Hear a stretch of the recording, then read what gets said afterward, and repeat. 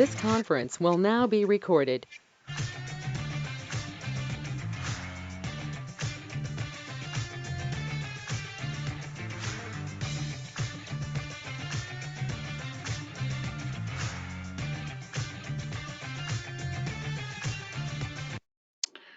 All right, so we will go ahead and get started. Sorry about the little last minute email with the link that I had sent. It was the first one was not correct, but you should have received a reminder email with the link on your calendar invite. So we'll have a couple more folks joining us. For those of you that don't know, my name is Ben Bills. I work with the NPEF board. We're the ones responsible for putting together these webinars for our public safety educator folks.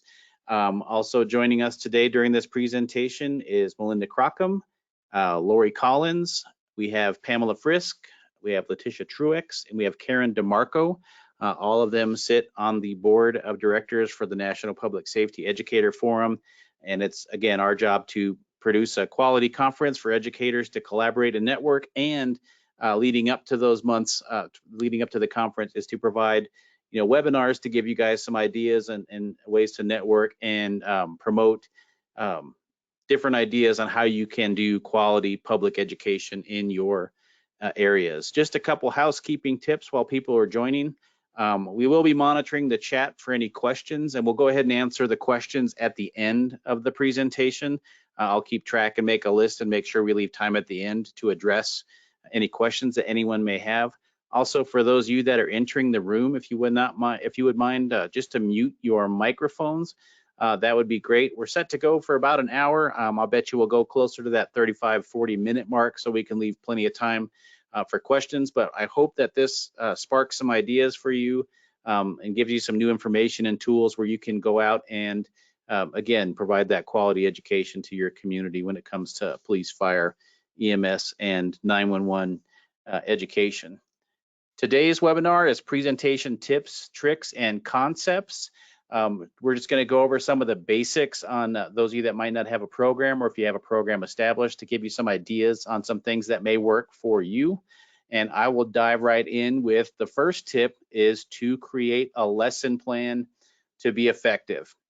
And the reason I say that it's a good idea to create a lesson plan for anything that you're doing for community outreach is it gives you a repeatable process that you can go out and present the same information consistently, no matter which venue that you're going to, whether it's a school or a community event. But your lesson plan can be very, very simple. It could be just including the learning goal. What do you want the person to learn? And then it may include some ideas like some activities or different teaching strategies you might use when you're presenting your information out to your audience. A few things just to consider when you're creating your lesson plan is that not everybody learns the same. You're going to reach people differently depending on how they learn best. And some people learn with a combination of different types of learning. I have the three basics on our screen now. I have visual, auditory, and kinesthetic. Those are all kind of a catch-all for people on how they learn. Visual, of course, they learn by seeing. Auditory, they can learn by hearing, so that's your lecture part.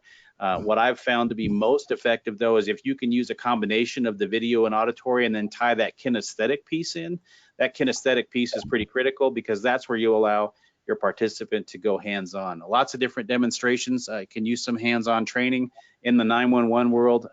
Cell phone trainers are amazing. Kids get the opportunity to practice a 911 call. We also have a program here in Colorado where I live. I've got a 28-foot trailer. We can simulate the safety component and fire safety component, adds that piece of life safety information on kids to practice getting out of a house in case of a fire. So a couple different things to think of when you're creating that lesson plan for your next presentation.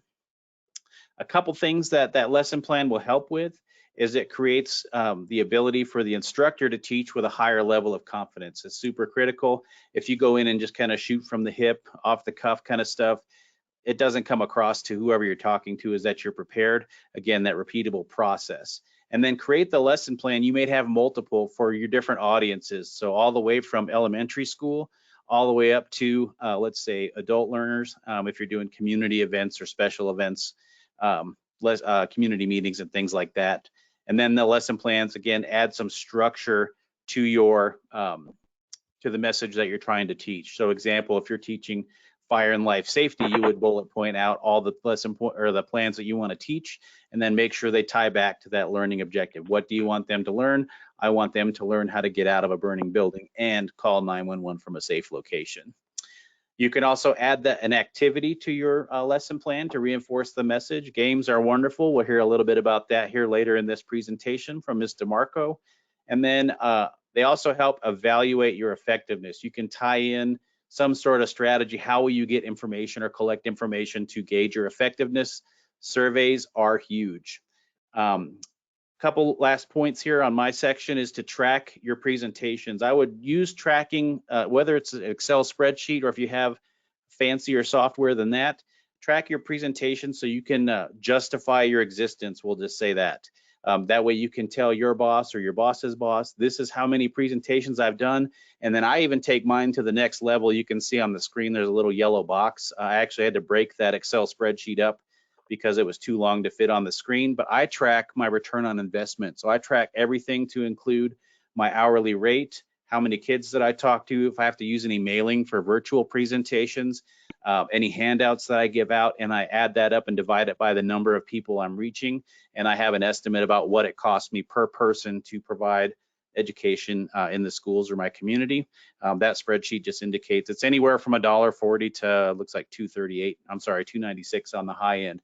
But it just gives you an idea if you're trying to put together a budget, what do you need to have in place before that happens. So I'm going to turn it over to Miss Pam. Oops, I'm sorry. Hold on a second. And she's going to talk about mascots and giveaways. Hello, everyone. So today I want to talk to you about the mascots and giveaways, just like Ben said. And on this page here, I just wanted to show you a couple things. We all know, a lot of people know Cell Phone Sally. And, you know, Cell Phone Sally is, of course, a costume that somebody's inside. But I also worked, if you see the other picture, I worked in the Texas Panhandle for a while, and we had Andy the ambulance. He was he still is, a remote controlled ambulance that actually talks to kids. You can be off to the side with a headset and maneuver him remotely, and he was really a lot of fun. So I wanted to show that to you so you know what I'm talking about when I talk about the next slide. So some tips and tricks.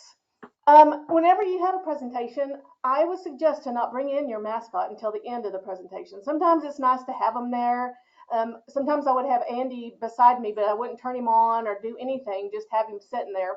If it's a person, you know, you want to wait anyways because, you know, if they're inside Cell Phone Sally, it's hot and heavy.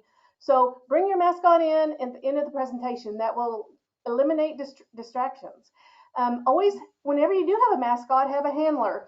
Even if it's Andy the ambulance and you know you're doing this remotely, you want somebody with Andy because the kids have a tendency to want to get inside or try to get on top of him or you know pat him or whatever. And there's been instances where somebody might have accidentally kind of rolled over a child accidentally, but I don't know who did that. But anyways, also if it's Cell Phone Sally or if it's a costume, you know, a lot of times it's hard to see. I know that I've been around when somebody fell in Cell Phone Sally and she couldn't get up. Her little legs were just kind of going like that. So you always want to have somebody helping out your mascot. Mm-hmm. Next. So whenever your kids leave or whoever you're actually talking to, you want to maybe have a way. How are you going to say goodbye? Are you going to like do a high five? Now with COVID, you're going to fist bump or just you know kind of wave. They want to touch though. They love to touch.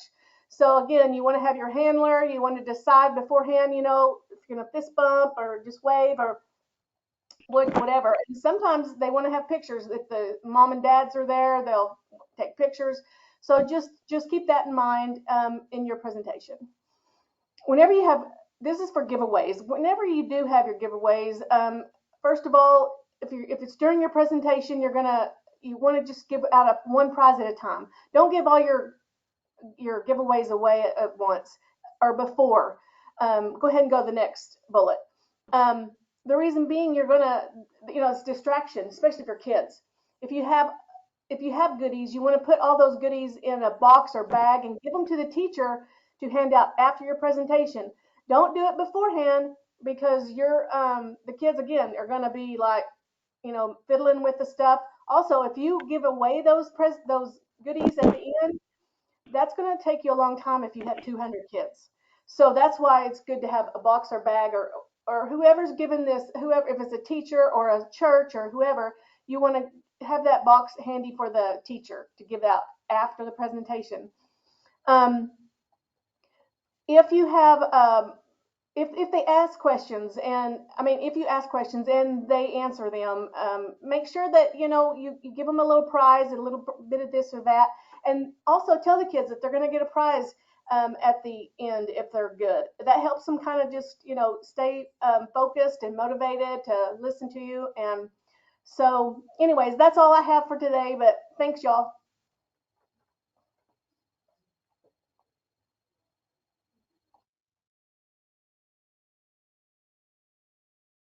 I had to unmute myself. Hello, everybody.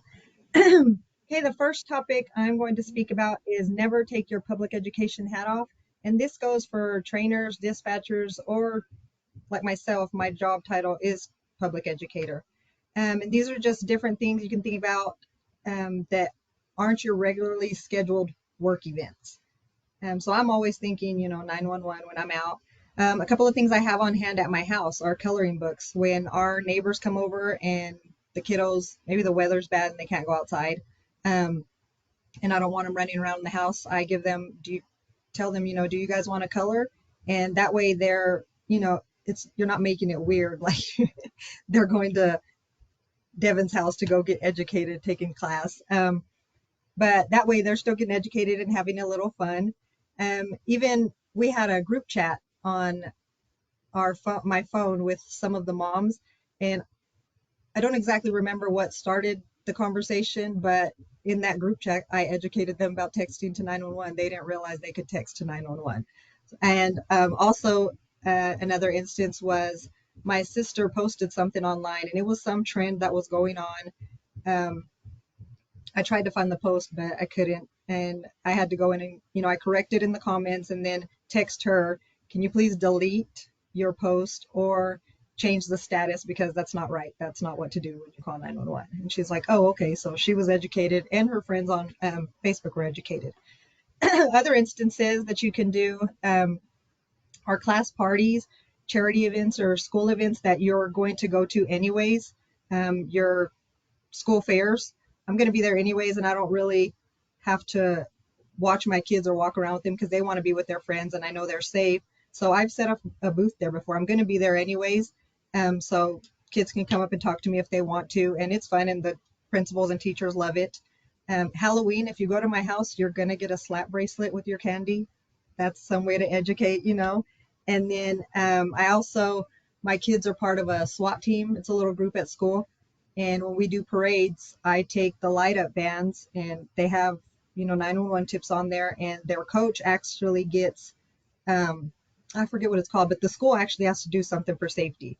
So she gets credit for that.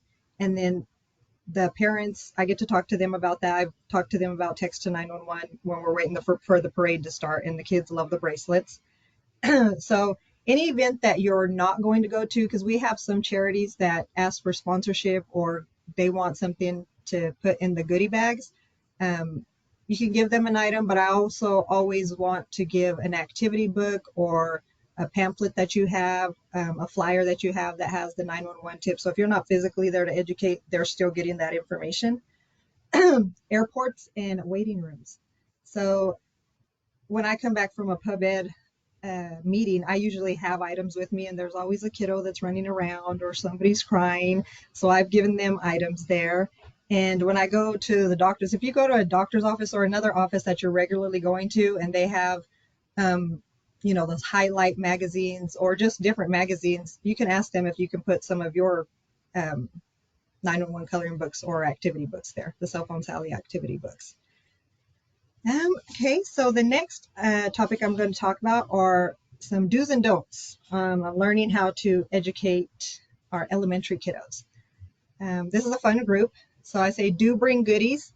You can let them know that they'll get a prize if they listen. They always love prizes. So if you tell them to listen and they get the prize, they're more apt to stay a little quiet. Their attention spans like 20 seconds, but and you can ask beforehand. Ask the teacher what their quiet down signal is. It may be clapping, it may be a word that they say, and then the kids know they have to repeat the word or say another word in response, and then they know they need to quiet down.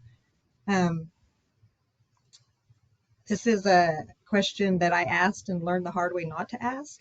Do not ask them if they ever had to call 911.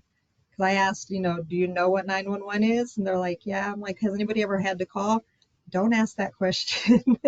um, it was one of my earlier presentations and nerves got the best of me, but you'll get some answers that you don't want to. It gets awkward.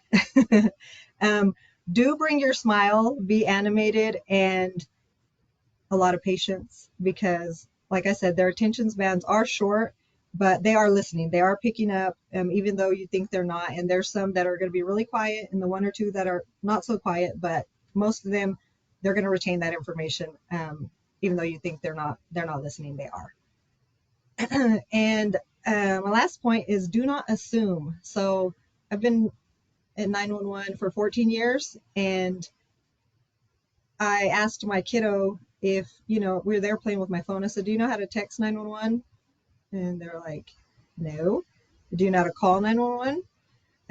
No, they didn't know how to get to my dial pad or my text screen. They could tell you their address, their phone number, their daddy's phone number, what to say when they call 911, all of this, but they didn't know how to work my phone. They know how to download games, but they didn't know how to work my phone.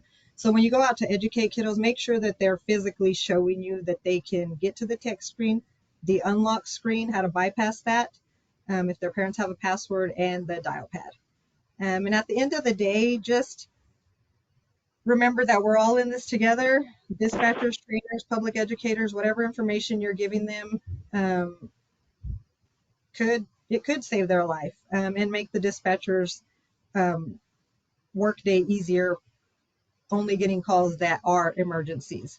And I do post online, social media. You can take whatever you want if it's there. Like I said, we're all in it for the same reason. And if you want to reach out to me for some reason, you can do that as well. I'll send you whatever I have.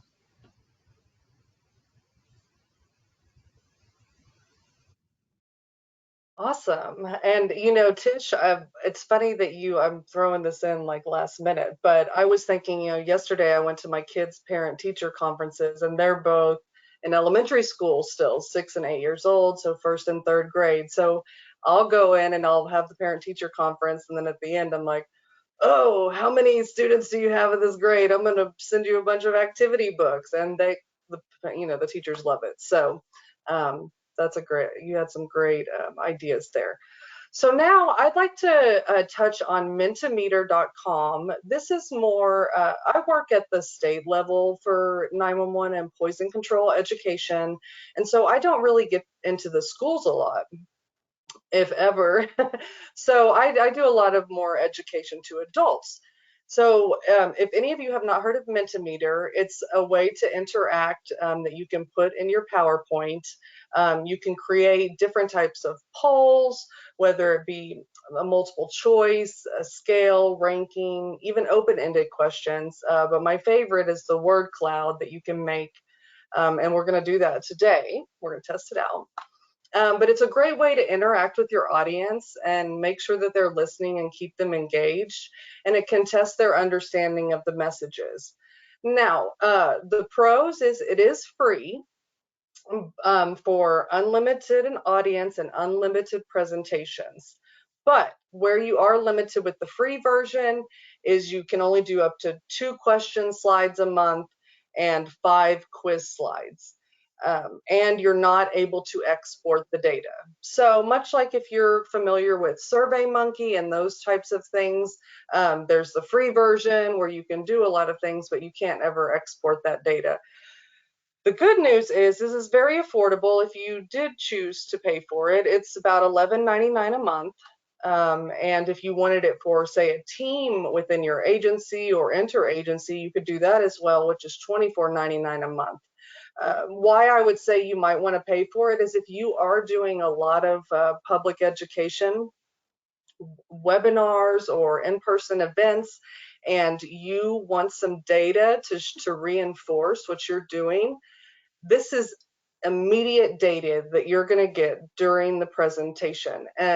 I feel like a lot of times when we go to conferences, we don't get that feedback form to fill out to the very end of the conference. And so by then, maybe we don't remember everything we might have said or what feedback we might have given right after that session had concluded. And so this way you can maybe get some more interaction. And so let's go ahead and test it out. So if you can pull up your phones and go to menti.com, and you're going to enter the code on the screen, which is 10659947. And it's going to ask you what comes to mind when you think of NPEF. And so you can put 3 different words in there and submit. And then we're going to show you what it does.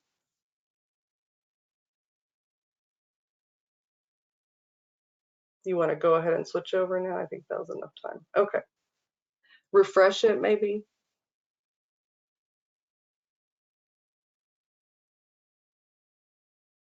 There we go. So you can see where people are starting to put in, and it's making a word cloud. And so say you we put a bunch more in there and we're like, oh, that looks awesome. I wish I had this word bubble, word cloud that I could, utilize in my public education efforts. Then you could export this from mentimeter.com. Again, with the paid service. For free, you cannot export the data. But it's a great way for you to have some interaction with your the people that are there to listen and hear you speak. All right, we'll move on to my next tip, which is motivate with music and movement. So it all comes back to, I think that children and adults are very much the same in a lot of ways that we educate. And while we say to children to get the wiggles out, I think we as adults have wiggles as well. So why does Ellen DeGeneres, why is she so successful? Yeah, she's freaking hilarious, right? But she also comes out, starts her show, dancing around, getting the audience pumped, and people freaking love it. Then they sit down, their blood's pumping, they're ready to listen to what she has to say. And so maybe you're not a dancer. I get it. Not everybody is, people are shy, or they, just might not feel like they have the moves. So if you don't want to do dancing, you could play music and do some stretching. But whatever you can do to get people out of their seats for just a few moments, get that blood pumping and their ears to be on for listening. And that is ultimately going to be a great way to start off your presentation, whether it be with, kids or adults. And that's what I have to share. Thank you. Hey guys, my name is Caitlin Jordan. I am public educator at Charleston County 911 and also part of the NPEF board. So I am talking to y'all today about the benefits of Google Slides versus traditional PowerPoint. Some of you may have already seen my Bitmoji virtual classroom that was created on Google Slides. I can send you the link. We can put the link on the cloud for NPEF, but that was where that was created. So Google Slides is a free cloud-based slideshow creator.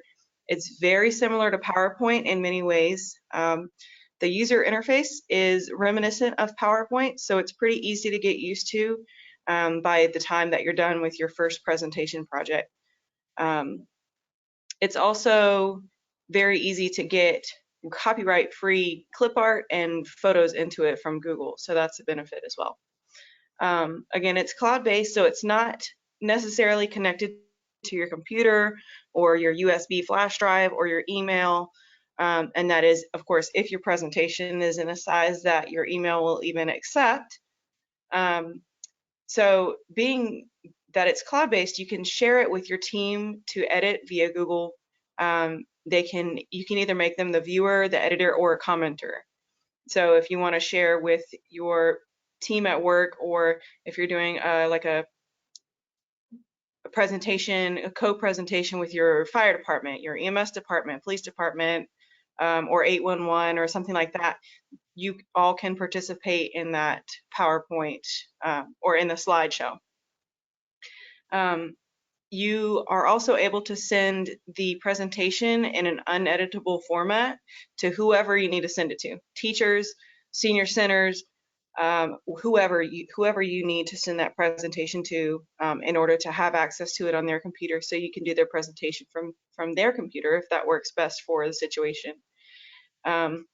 There's no need to wait for your email for, like, sometimes for me it's like 20 minutes with Outlook trying to get a PowerPoint or something or a video to go through, and then finally Outlook tells me that the file is too large.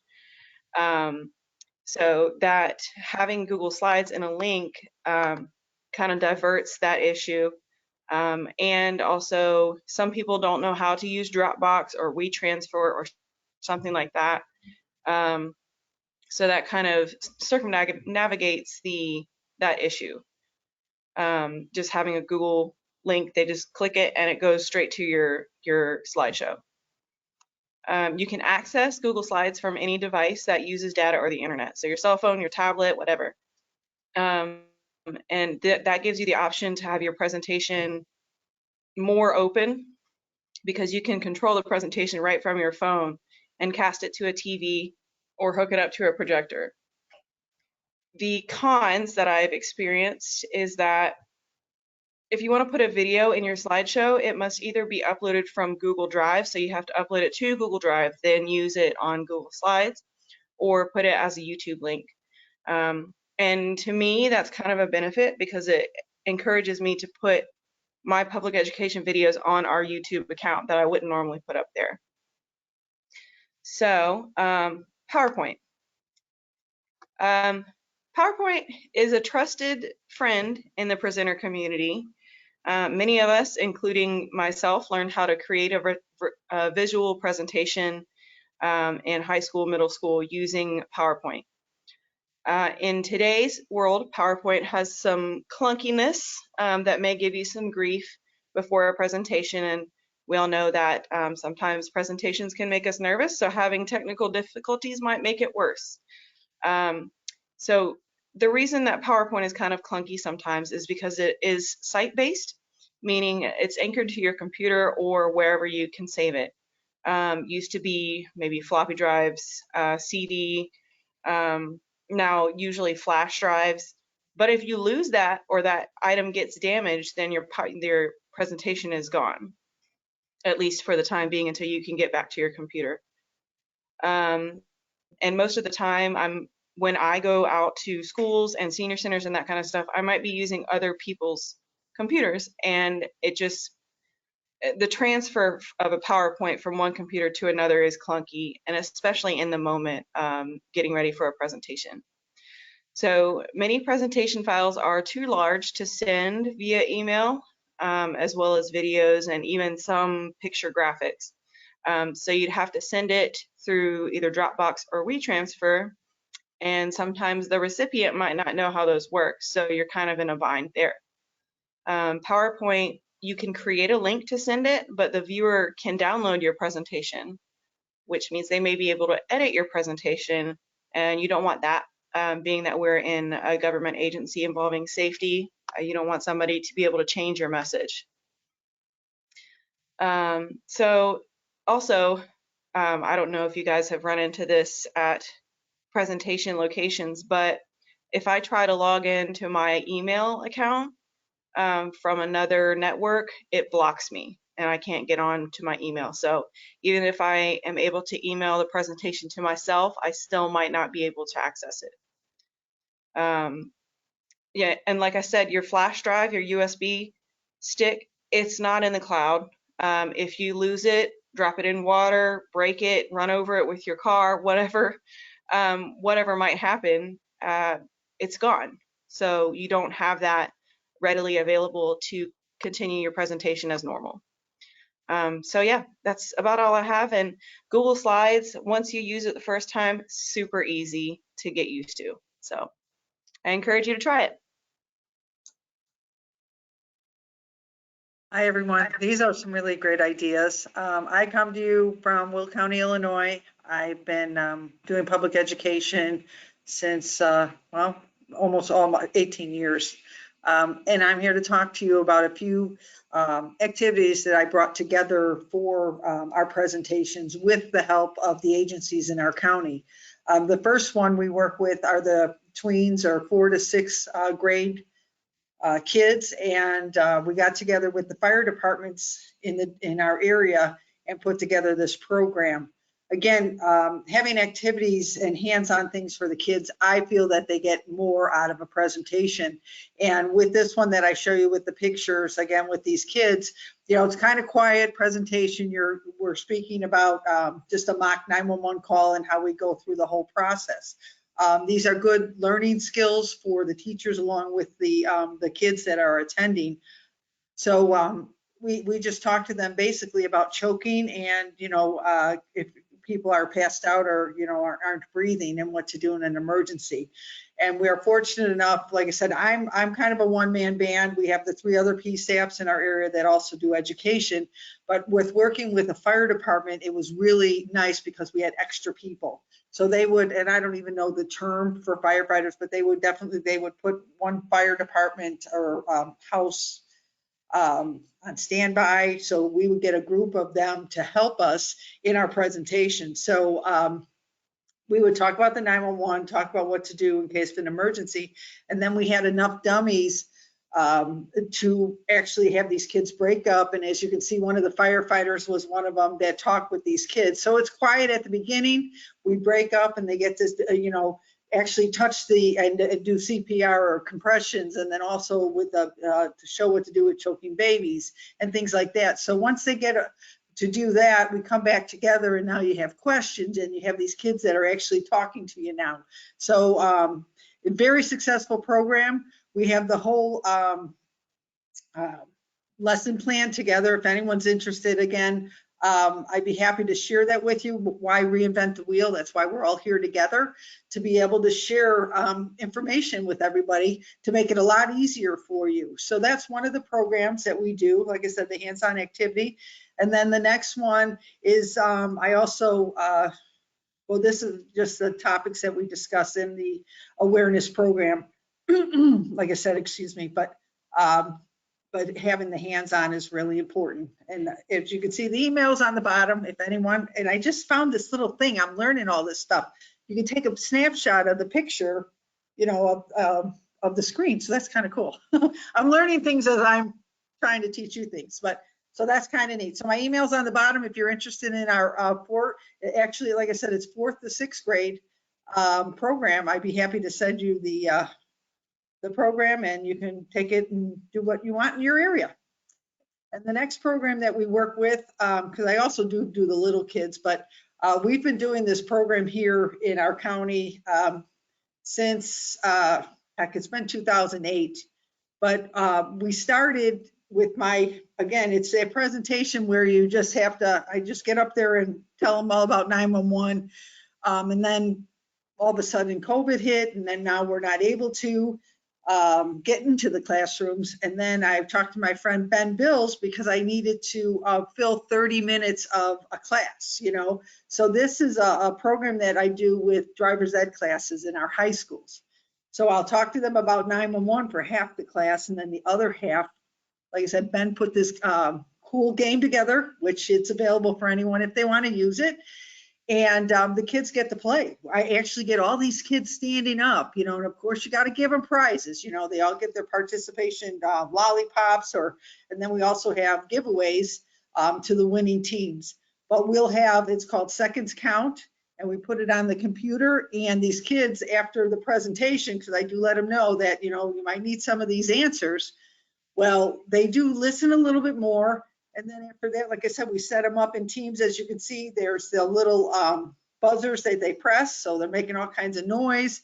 And again, it brings the kids out and lets them speak It's very helpful, I find, because it just brings some life to a presentation. It's hard, with high school kids. Some of them, don't want to really listen, because it's hard to joke about 911. You're a lot serious. But so we use that program, and play the game during the presentation.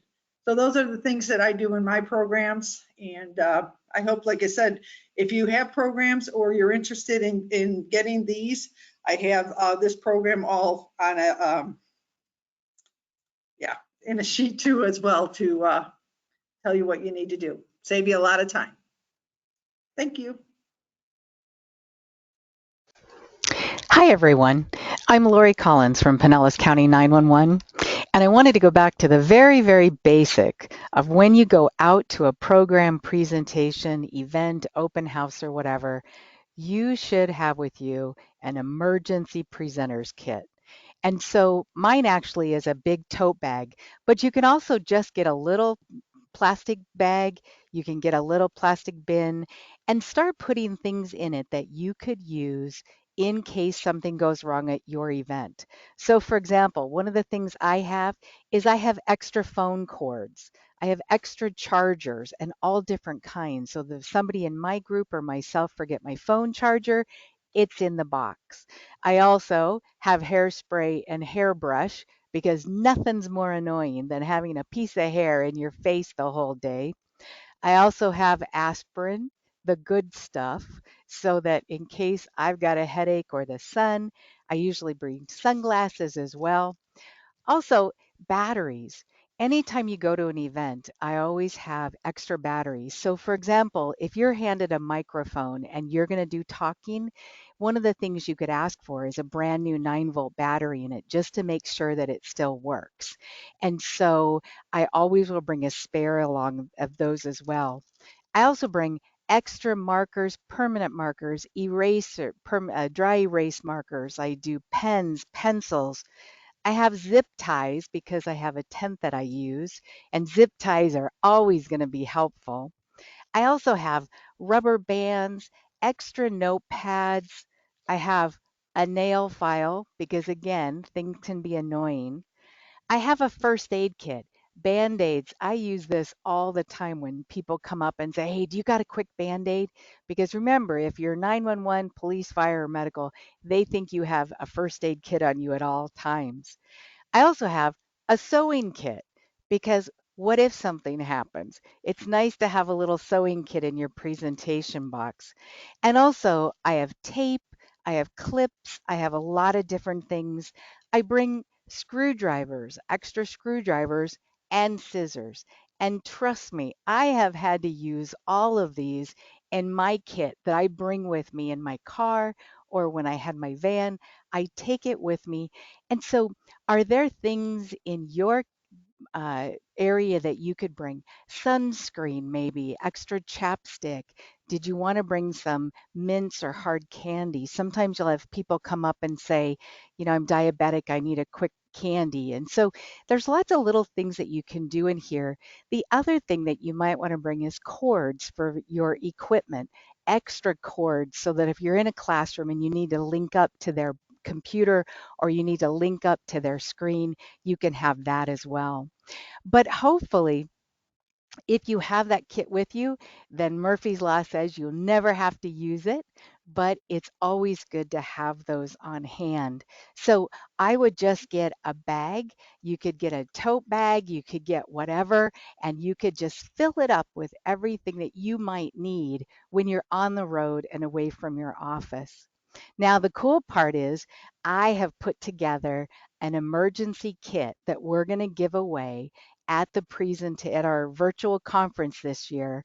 And so I'm super excited because along with our giveaways, I also have Medtronics gave us some amazing tote bags.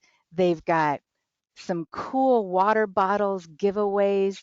We've also got one of the artists that we work with is going to do a free 8 by 10 drawing of whatever you want as one of the giveaways. We've got a hat collection. If anybody wears baseball caps, we've got 12 caps for you. We've got the emergency kit, and we've got some really cool handmade gifts that we're also giving out this year. So July 26th and 27th is going to be our conference. It's $30. It's amazing. It's 2 days, and we're getting back to the basics again to kind of give everybody a look at the new tools we have and the new things that we're working on. Today was pretty awesome. I even learned a couple things that I want to go and check out now. But Ben, why don't we go back to you and finish up? Sitting over here talking to myself. So thank you, Lori. Again, all of the 911 educators, police, fire, and EMS community outreach folks, we're all on the same team, and all of our community outreach efforts have had to change and evolve as we go through the pandemic, how we've had to pivot and go virtual, and then we go back to the schools. And NPEF is just a great way for everybody to network and either start a program from scratch or tap the resources available to you by NPEF to be able to help you start your program along, or maybe you're struggling in a certain area. We can help that, help you along with that. We will also follow this presentation up with a email with our email address in it. And if you have questions, I don't see any popping up in the chat yet, but if you have questions and you think about it after the presentation, feel free to email our email. It's contact@911npef.org, and we will follow up with some Facebook posts and or a group email for this presentation with the answers to those questions. There was a lot of information in this presentation. Hopefully it maybe sparked some what's the word I'm looking for? It made you motivated to go out, maybe make some changes to your program, or gave you lots of ideas how you can add or start something new. But again, NPEF is always available as a resource for you to help you with public education outreach. Again, I wanted to touch on the conference again. July 26th and 27th, the NPEF board, not all of us were here today. There's a couple more of us that couldn't quite make it, but we're happy for Rhonda. She's in Disney having fun with her family. But the whole point of the NPEF conference has always been to be able to provide an affordable way for us to network together and get new ideas. And virtually, we are going this year, July 26th and 27th, with the hopes of being back in person in 2023 in Austin. So again, if you have any questions, I see one popping up, Miss Charles Setta. Hello, Charles Setta. Will this presentation be sent out for replay? Absolutely. We will put this out to the group, similar to the email you received for this presentation today with the invitation links in it. We'll send one out as a follow-up. We may even include a freebie in there for you, like maybe a lesson plan template, or as Karen mentioned before, the When Seconds Count game. But we will include the presentation in the follow-up email. Thank you for the question, Charles Sena. Anybody else have a question, or would anyone on the board like to say anything before we close this out? I appreciate everybody coming today too, by the way.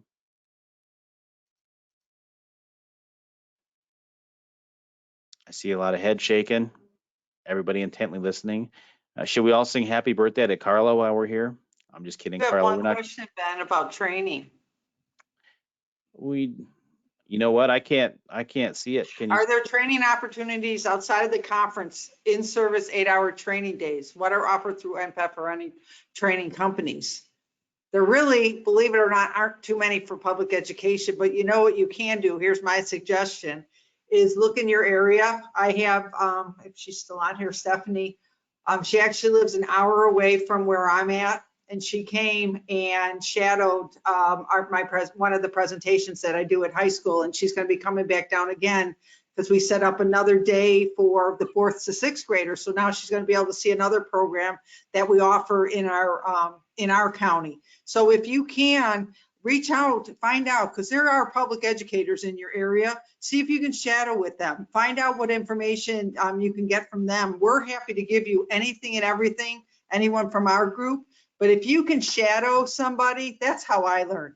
I mean, I started with just watching and sitting, and again, we share all of our programs. You tweak it to what you need in your area, but it's out there for you. So if there aren't any in your area, get a hold of us. We'd be happy to, walk you through things, get things started.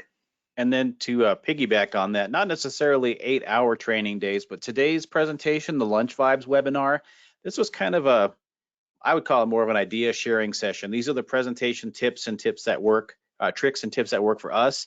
But when I release the email at the end of this with our email address in there, if you have an idea, if we touched on a topic and you just think I'd like to see more about that, any ideas you have for future webinars, the goal is to try to conduct some sort of webinar, either pre-recorded or live like this, leading up to the conference, and then of course thereafter leading up to subsequent conferences. But if there's something you want to see more information on, or you'd like to see an entire webinar for an hour on, feel free to send those ideas our way and we'll take a look at them and put something together.